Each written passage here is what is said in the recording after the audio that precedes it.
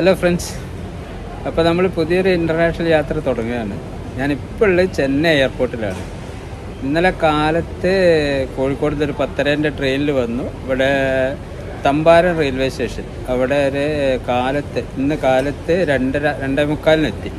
അവിടെ നമ്മളൊരു ടാക്സി വിളിച്ചപ്പോൾ ചെന്നൈ എയർപോർട്ടിലാണുള്ളത്. നമ്മൾ പോകുന്നത് ഇന്ത്യയുടെ ഏറ്റവും അടുത്ത സ്ഥലം ശ്രീലങ്കയിലേക്കാണ് നമ്മൾ യാത്ര കേട്ടോ.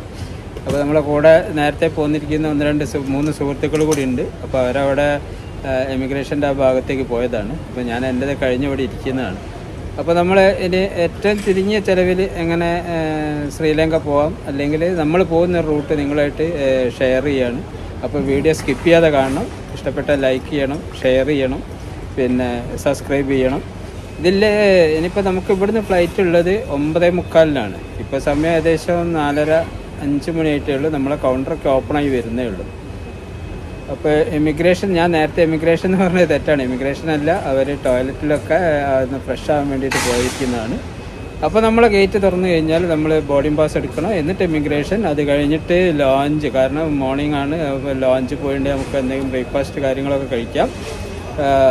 9:45-ന് കയറി 1 മണിക്കൂർ 20 മിനിറ്റേ ഉള്ളൂ ശരിക്കും ശ്രീലങ്കയ്ക്ക് ടൈം.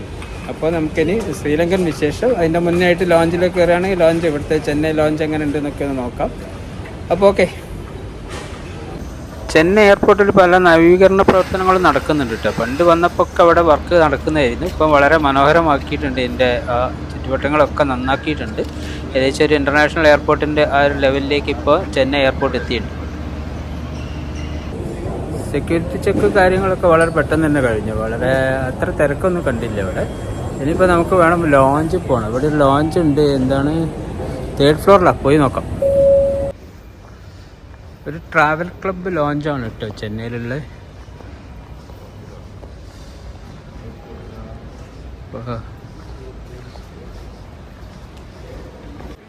ഈ ലോഞ്ചിൽ, ഇൻ്റർനാഷണൽ ലോഞ്ചിൽ ഞാൻ ഇതുവരെ വന്നില്ല. അപ്പോൾ കണ്ടിട്ട് വലിയ കുഴപ്പമില്ല തോന്നുന്നു. പക്ഷേ നേരത്തെ വന്നവരൊന്നും ഇതിന് വലിയൊരു അഭിപ്രായം പറഞ്ഞില്ല. എന്തായാലും ഇത് നോക്കിയിട്ട് ഞാൻ ഇതിൻ്റെ ഒരു റിവ്യൂ പറയാം.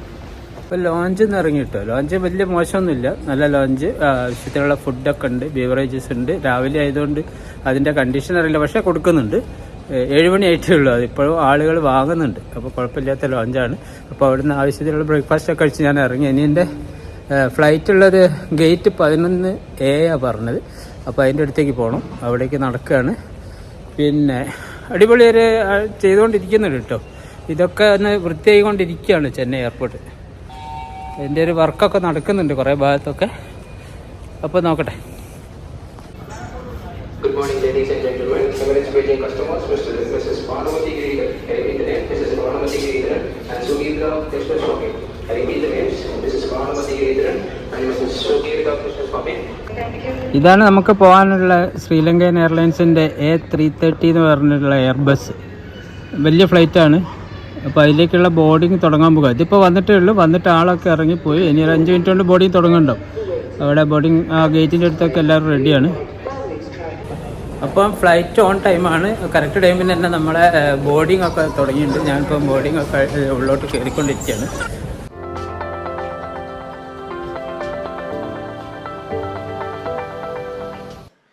അങ്ങനെ ഫസ്റ്റ് തന്നെ നമ്മളെ ടീം ഫ്ലൈറ്റിൽ കയറിയിട്ടോ. വലിയൊരു ഫ്ലൈറ്റാണ്. നമുക്ക് ഏകദേശം ബാക്കിലേക്കാണ് നമ്മൾ സീറ്റ്. അതുകൊണ്ടാണ് നമ്മൾ ഫസ്റ്റിലായത്. ഇതിൻ്റെ സീറ്റിംഗ് അറേഞ്ച്മെൻറ്റ് എന്ന് പറഞ്ഞാൽ 2+4+2 അങ്ങനെ ഒരു റോയിൽ 8 സീറ്റുള്ള വലിയൊരു ഫ്ലൈറ്റ്. പിന്നെ ഇതേമാതിരിയുള്ള എൻ്റർടൈൻമെൻറ്റിന് പറ്റിയ മോണിറ്ററൊക്കെ എല്ലാ സീറ്റിലും ഉണ്ട്. അപ്പോൾ ഇതൊക്കെ ഓണാക്കി നമുക്ക് വളരെ ലോങ് യാത്രകളൊക്കെ ആണെങ്കിൽ ഇതൊരു ഉപകാരം ഉണ്ടാവുള്ളൂ. കാരണം നമുക്കിതിപ്പോൾ 1 മണിക്കൂർ 1:20 മിനിറ്റ് കൊണ്ട് അവിടെ എത്തും സാധനം. അപ്പോൾ ഫ്ലൈറ്റിൽ ഇങ്ങനെയുള്ള പണ്ടൊക്കെ നമ്മൾ കാണുന്ന ഈ എയർ ഹോസ്റ്റസ് കാണിക്കുന്നില്ലേ, ഒരു ആംഗ്യപ്പാട്ട് കാണിക്കില്ലേ, അതൊക്കെ ഇപ്പോൾ ഡിജിറ്റലൈസ് ചെയ്ത് ഇപ്പോൾ നേരെ TV തന്നെ നമുക്ക് കാണാം. അവരുടെ സേഫ്റ്റി കാര്യങ്ങളൊക്കെ വിശദീകരിക്കുന്നത് കാണാം.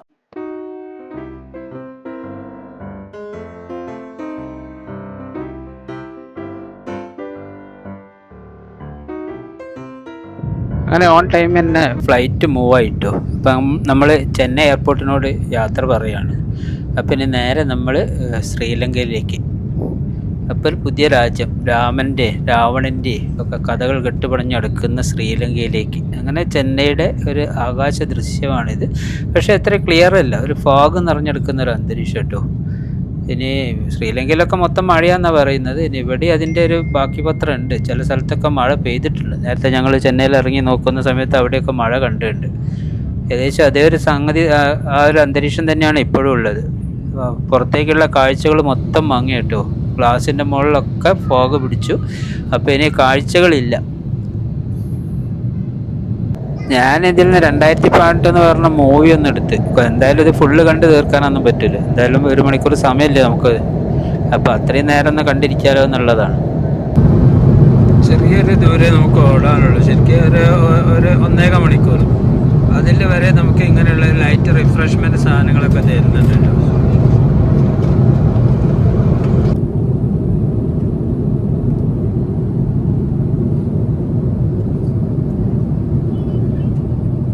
നല്ല ബോട്ട് സ്പേസ് ഒക്കെ ഉള്ള നല്ലൊരു വിമാനം കേട്ടോ. കാലൊക്കെ അത്യാവശ്യം ഇങ്ങനെ നിവർത്തി വെക്കാൻ പറ്റിയ നല്ല സൗകര്യമാണ്. ചിലതിൽ മുട്ട് നമുക്ക് അടുത്ത മുന്നിൽ സീറ്റിന് പോയിട്ട് തട്ടും. അങ്ങനെ 1 മണിക്കൂർ കൂടുതലായിട്ടോ നമ്മളെ യാത്ര തുടർന്നിട്ട്.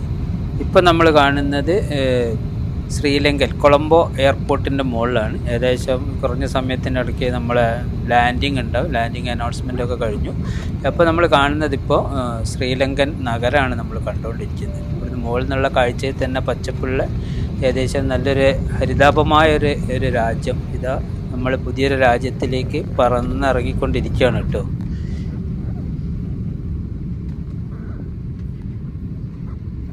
എന്തായാലും കോഴിക്കോട് മാതിരി എയർപോർട്ട് ഒന്നും അല്ല കേട്ടോ. അത്യാവശ്യം നല്ല സൗകര്യമുള്ള എയർപോർട്ട്, വലിയ എയർപോർട്ടാണ്. കണ്ടിട്ട് ഇനിയിപ്പോൾ എന്തായാലും നമുക്ക് നോക്കാം. ഉള്ളിൽ കയറിയിട്ട് ബാക്കി കാര്യങ്ങളൊക്കെ ഞാൻ ഇറങ്ങിയിട്ട് പറയാം കേട്ടോ. ഉദവി തേവപ്പെട്ട വിമാന നിലയ അധികാരി ഒരുവരെ അല്ലത് ശ്രീലങ്കൻ. അങ്ങനെ നമ്മളിപ്പോൾ ഇതാ സേഫായിട്ട് ലങ്കയിൽ ലാൻഡ് ചെയ്തിട്ടുണ്ട് കേട്ടോ. നമ്മളെ പുരാണവും രാമായണമൊക്കെ ആയിട്ട് ബന്ധപ്പെടുക്കുന്ന കിടക്കുന്ന ഒരു രാജ്യമാണ് ഈ ലങ്ക. ലങ്കയിൽ ഇപ്പോൾ എത്തിയപ്പോൾ തന്നെ നമ്മൾ ഇമിഗ്രേഷനൊക്കെ കഴിഞ്ഞു. ഇമിഗ്രേഷനൊക്കെ പെട്ടെന്ന് കഴിഞ്ഞു കേട്ടോ. 2 മിനിറ്റ് ഉണ്ട്. ഇവിടെ പ്രത്യേകിച്ച് ഫോമൊന്നും ഫില്ല് ചെയ്യാനില്ല. നമ്മൾ ഓൺലൈൻ തന്നെ അതിൻ്റെ ഒരു വിസ എടുത്തിട്ടുണ്ടായിരുന്നു. അത് വിസ ഒരു 5 മിനിറ്റ് കൊണ്ട് വിസ കിട്ടും നമുക്ക് ഓൺലൈനിൽ അപ്ലൈ ചെയ്ത് കഴിഞ്ഞാൽ. അപ്പോൾ അത്രയേ ഉള്ളൂ ഇവിടെ. അവിടെ ഇമിഗ്രേഷനിൽ കാണിക്കുക, പാസ്പോർട്ട് കൊടുക്കുക. ഇമിഗ്രേഷനിൽ ആ വിസ കാണിക്കേണ്ട ആവശ്യമുള്ളൂ. അത് ഫോണിൽ കാണിച്ചാലും മതി. പ്രിൻ്റ് ഔട്ട് വേണമെന്നൊന്നും നിർബന്ധമില്ല. അപ്പോൾ അത് കഴിഞ്ഞ് നമ്മൾ പുറത്തിറങ്ങി. ഇപ്പോൾ ഡ്യൂട്ടി ഫ്രീൻ്റെ ഭാഗത്താണുള്ളത്. ഇനി നമ്മളെ കൂടെയുള്ള ഒരാൾക്ക് ഒരു ലഗേജ് 9 കിലോ ഉണ്ടായിരുന്നു. അതുകൊണ്ട് ഹാൻഡ് ബാഗേജ് എല്ലാം ലഗേജ് ആയിട്ട് മാറി. ഇനി അതെടുക്കണം, അതെടുത്ത് പുറത്തിറങ്ങണം. എന്നിട്ട് ബാക്കി കാര്യങ്ങൾ നോക്കണം. അതിൻ്റെ മുന്നേ ആയിട്ട് നമുക്കൊരു സിമ്മിൻ്റെ ആവശ്യമുണ്ട് കേട്ടോ. അപ്പോൾ ഇവിടെ ഏതാണ് നല്ല സിമ്മ് എന്നുള്ളത്, ഡയലോഗ് എന്ന് പറഞ്ഞൊരു കമ്പനിയുടെ സിമ്മാണ് നല്ലതെന്നാണ് അഭിപ്രായം. എല്ലായിടത്തിലും അത്യാവശ്യം റേഞ്ചുള്ള ഒരു സിമ്മാണ്. അപ്പോൾ അതെടുക്കണം. പിന്നെ കുറച്ച് കറൻസി കൺവേർട്ട് ചെയ്യണം. ഇത്രയൊക്കെ കാര്യങ്ങളുണ്ട്. അപ്പോൾ ഇത് നോക്കട്ടെ, ഡ്യൂട്ടി ഫ്രീ ആണെന്ന് നോക്കിയിട്ട് നമുക്ക് ബാക്കി കാര്യങ്ങൾ ചെയ്യാം. പുറത്തിറങ്ങുമ്പോൾ ഇവിടെ കാണാം പീപ്പിൾസ് ബാങ്കിൻ്റെ ഒരു എക്സ്ചേഞ്ച് കാണാം. പിന്നെ ഫോറിൻ കറൻസി എക്സ്ചേഞ്ച്, സമ്പത്ത് ബാങ്ക്, കുറേ എക്സ്ചേഞ്ചുകളുണ്ട് കേട്ടോ ഇവിടെ. ഇനി നമുക്ക് വേണ്ടത് സിമ്മാണ്. കുറച്ച് കാശും മാറ്റാനുണ്ട്. അപ്പോൾ എവിടെയാണ് നല്ല റേറ്റ് എന്ന് നോക്കട്ടെ. അപ്പോൾ നമ്മളിവിടുന്ന് കുറച്ച് കറൻസി മാറിയിട്ടോ. ഇവിടെ പറയുക ശ്രീലങ്കൻ റുപ്യ തന്നെയാണ് പറയുന്നത്. അപ്പോൾ അതാണ് കിട്ടിയത്. ഒരു 2000 ഇന്ത്യൻ മണി കൊടുത്തിട്ട് കിട്ടിയതാണിത്. അതിൽ 1000-ൻ്റെ ഉണ്ട്, 500 ഉണ്ട്, പിന്നെ 20-ൻ്റെ കാണാം. അതിൻ്റെ അപ്പുറത്ത് 100 ഉണ്ട്. അപ്പോൾ എല്ലാവിധ നോട്ടും ഉണ്ട്. കുറേ റെൻ്റേ കാറിൻ്റെ ഓഫീസുകൾ കാണാം കേട്ടോ. അപ്പോൾ ഇവിടുന്ന് കാർ എടുത്ത് വിടാം. ഞാൻ നേരത്തെ ഒരു കാറ് ബുക്ക് ചെയ്തിട്ടുണ്ട്.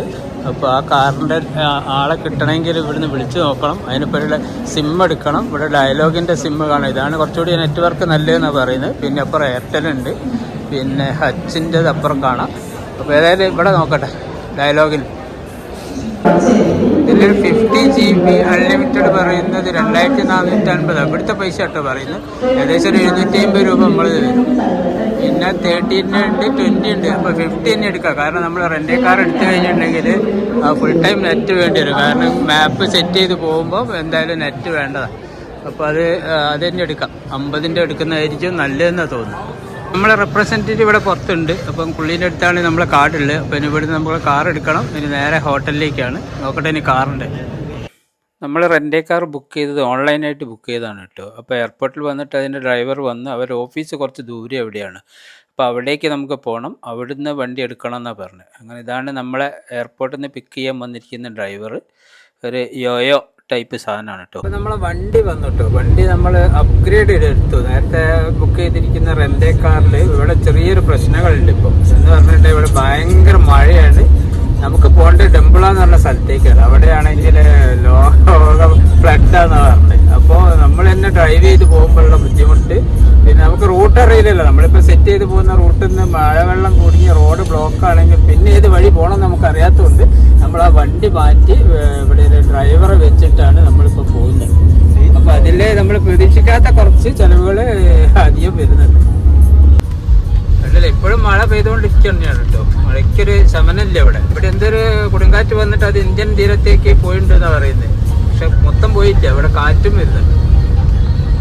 എന്തായാലും തിരഞ്ഞെടുത്ത സമയം 2-3 ദിവസം ഗംഭീര മഴ തന്നെയാണെന്നാണ് പറഞ്ഞത്.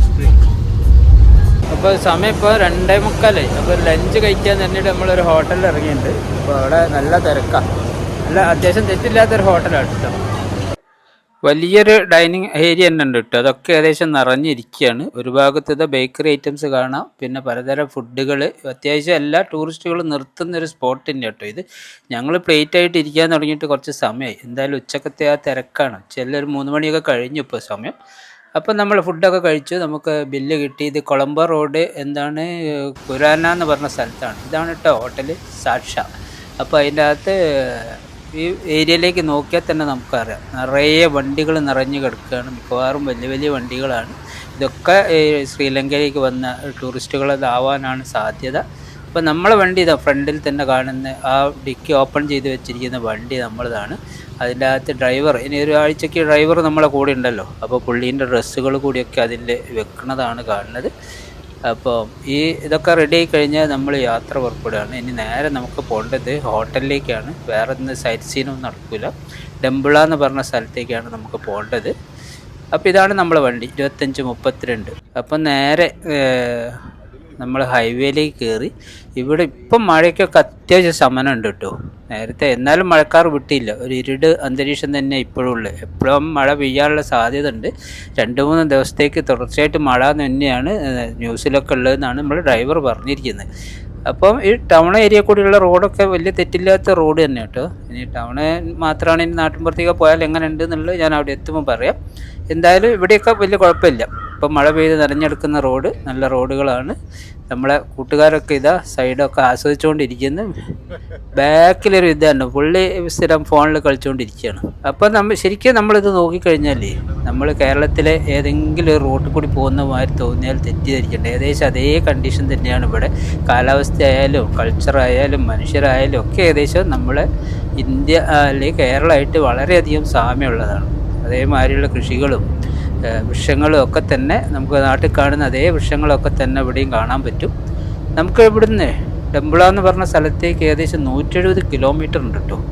അപ്പോൾ നല്ല റോഡുകളാണ്. അതുകൊണ്ട് തന്നെ വൈകുന്നേരം ഒരു രാത്രി വലിയ ഇരുടുന്നതിന് മുന്നേ എത്തിപ്പെടും എന്നുള്ളതാണ് പറയുന്നത്. ഈ റോഡിലുള്ള സിഗ്നലൊക്കെ കണ്ടില്ലേ, ഈ മാർക്ക് ചെയ്തിരിക്കുന്നത് ആ സിക്സാക്ക് ആയിട്ടുള്ള വരയിൽ കൂടി നമുക്ക് ഒരിക്കലും ഓവർടേക്ക് ചെയ്യാൻ പാടില്ല. അങ്ങനെ ചെയ്തിട്ടുണ്ടെങ്കിൽ അത് ഫൈൻ ഉറപ്പാണ്. ഇത് കണ്ടില്ല, കാടും പടലും ഒക്കെ പിടിച്ചിരിക്കുന്ന നല്ല നല്ല സുഖകരമായ നല്ല ബിൽഡിങ്ങുകളും ഒരു പഴയ ഒരു ടൈപ്പ് ബിൽഡിങ്ങുകളൊക്കെ നമുക്ക് ഇവിടെ കാണാം. ടെമ്പിളുകളൊക്കെ അവിടെ കാണുന്നുണ്ട്. അത് ബുദ്ധൻ്റെ ടെമ്പിൾ ആവാനാണ് സാധ്യത. എന്തായാലും നമ്മൾ കുറേ ദിവസം ഇവിടെ ഉണ്ട്. അപ്പോൾ ഇതൊക്കെ നമുക്ക് കവർ ചെയ്യാൻ പറ്റുമെന്ന് തോന്നുന്നു. ഫോർട്ട് കമ്പനിയാണെന്ന് തോന്നുന്നു കാണുന്നത്. പൂക്കോളിലൊക്കെ കാണുന്നുണ്ട്. അങ്ങനെ നല്ല കൃഷി സ്ഥലങ്ങളാണ്. നെല്ലൊക്കെ ഇവിടെ ഇഷ്ടം പോലെ നെല്ലുകളൊക്കെ വിളയുന്ന സ്ഥലം. അങ്ങനെ എന്തായാലും ഒരു 170 കിലോമീറ്റർ 2-3 മണിക്കൂർ നമുക്ക് ഈ സ്ഥലത്തോട്ട് പോകണം. ഇത് അടിപൊളി സ്ഥലം കിട്ടും. എന്തായാലും നല്ല ഇൻഫ്രാസ്ട്രക്ചറൊക്കെ അടിപൊളിയാക്കി ഉണ്ടാക്കിയിട്ടുണ്ട്. കാരണം ചൈനേൻ്റെ പൈസയാണ്. ചൈന അത് മുതലെടുക്കാനുള്ള സാധ്യതയും കാണുന്നുണ്ട്. അപ്പോൾ ഫസ്റ്റ് ടോളിൽ നമ്മളെത്തി. അപ്പോൾ ടോളൊക്കെ നോക്കി വെച്ചോളാൻ പറഞ്ഞിട്ടുണ്ട്. ടോളൊക്കെ നമ്മൾ എക്സ്ട്രാ കൊടുക്കേണ്ടി വരും. നമുക്കൊരു ദിവസത്തേക്ക് $38 ഈ വിദ്യാന് നമ്മൾ കൊടുക്കണം കേട്ടോ. അവൻ്റെ താമസം ഭക്ഷണം എന്നൊക്കെ പറഞ്ഞിട്ട് $38 പ്ലസ് ഡീസൽ അടിക്കണം. പ്ലസ് ഇതേമാതിരിയുള്ള ടോളൊക്കെ വരികയാണെങ്കിൽ അത് നമ്മൾ കൊടുക്കണം. കലങ്ങി മറിഞ്ഞു കിടക്കുന്ന വെള്ളമുള്ളൊരു പുഴ ഇതൊക്കെ കാണും കേട്ടോ. ഇത് കണ്ടാൽ തന്നെ നമുക്ക് മനസ്സിലാവും നല്ല മഴകൾ എവിടെയോ പെയ്തിട്ടുണ്ട്, അല്ലെങ്കിൽ ഇപ്പം പെയ്തുകൊണ്ടിരിക്കുന്നുണ്ട്. കുറേ നേരമായി ഓടുന്നു. ഇപ്പോൾ 5:30 മണിയായി. ഇനി ഏകദേശം ഒരു 25 കിലോമീറ്റർ പോയാലേ നമ്മൾ ഡംബിൾ എത്തുള്ളൂ. അപ്പോൾ അതിൻ്റെ ഇടയ്ക്ക് ഇവിടെ ഒരു വണ്ടി നല്ലോണം പോകുന്നുണ്ട്. ഇവിടെ ഒരു ചായ കഴിക്കാൻ വേണ്ടി നിർത്തിയതാണ്. കുറേ നേരമായിട്ട് ഓടിക്കൊണ്ടിരിക്കുകയല്ലേ, പിന്നെ ഒന്ന് ഫ്രഷ് ആവാൻ വേണ്ടിയിട്ട് നിർത്തിയതാണ്. അപ്പോൾ ചായക്കൊക്കെ ഓർഡർ ചെയ്തിട്ടുണ്ട്. നമ്മളിപ്പോൾ നമ്മളെ റിസോർട്ടിൽ എത്തിയിട്ടോ. റിസോർട്ടിൽ പുറത്തുള്ളൊരു കാഴ്ചയൊക്കെ ഞാൻ കാണിച്ചു തരാം. ഇത് കണ്ടില്ലേ, ഫുള്ള് മഴയാണ്. ഇവിടെ മഴയാണ്. അവിടെ സ്വിമ്മിംഗ് പൂൾ കാണാം, സെവൻ റിച്ച് കാണാം. ഇതാണ് ഇതിൻ്റെ ഓണർ. പിന്നെ ഈ റൂമൊക്കെ അതാ വലിയ കുഴപ്പമില്ലാത്ത റൂം, AC ഉണ്ട്, ഒക്കെ ഉണ്ട്. ടോയ്ലറ്റില് ബൾബ് ബൾബ് പോക്കാണ്, വലിയ കുഴപ്പമില്ല. ടവലൊന്നും വെച്ചില്ല. ടവല് ഇവിടെ ഉണ്ട്, ടവലുണ്ട്. ഓക്കെ. ഇതാണ് സെവൻ റിച്ച് ഹോളിഡേ റിസോർട്ടിൻ്റെ ഔട്ട്ഡോർ പൂളൊക്കെ നല്ല പൂളാണ്. പക്ഷേ ഈ വൈകുന്നേരം രാത്രിയൊക്കെ നമുക്ക് കുളി നടക്കില്ല. നമ്മളാണ് രാവിലെ പുലർച്ചെ പോവുകയും ചെയ്യും. നല്ലൊരു അറ്റ്മോസ്ഫിയർ ഒക്കെയാണ്. പക്ഷേ വലിയൊരു സൗകര്യങ്ങളൊന്നും പ്രതീക്ഷിക്കേണ്ട ഒരു ആവറേജ് ലെവലിലുള്ള ഒരു ഹോട്ടലാണ് കേട്ടോ.